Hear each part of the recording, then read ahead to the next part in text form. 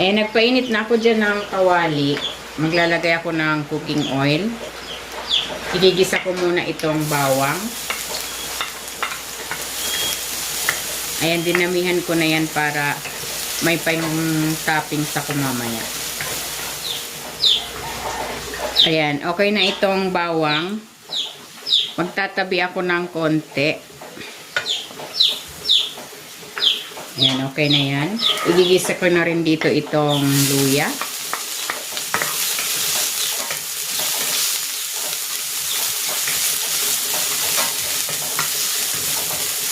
Ilagay ko na rin tong sibuyas.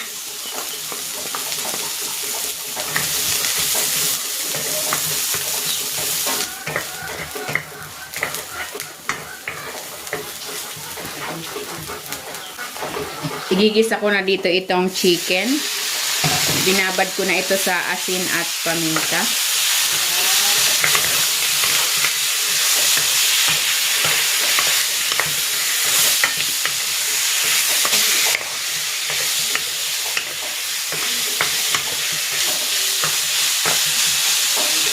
Yan, ilalagay ko na itong kalahating cup na malagkit at kalahating cup na regular rice. Ito ay hinugasan ko na.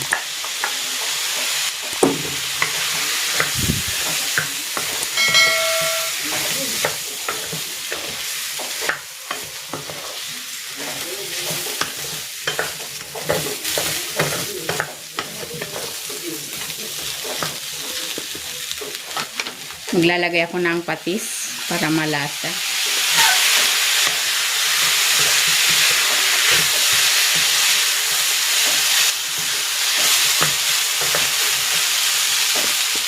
Lalagyan ko na ito ng tubig.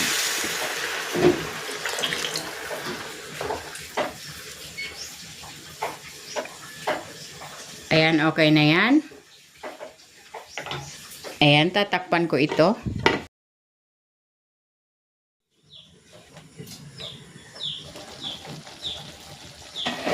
Ito na yung arroz caldo.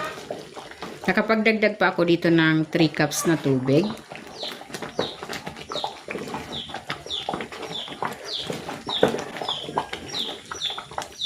Titimplahan ko ito ng asin at ng paminta. Pwede kayong maglagay dito ng mga pampalasa of your choice.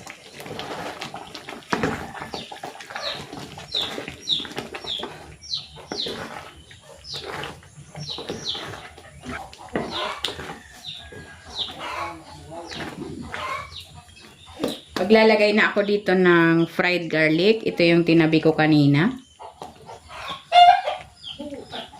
At ng spring onion.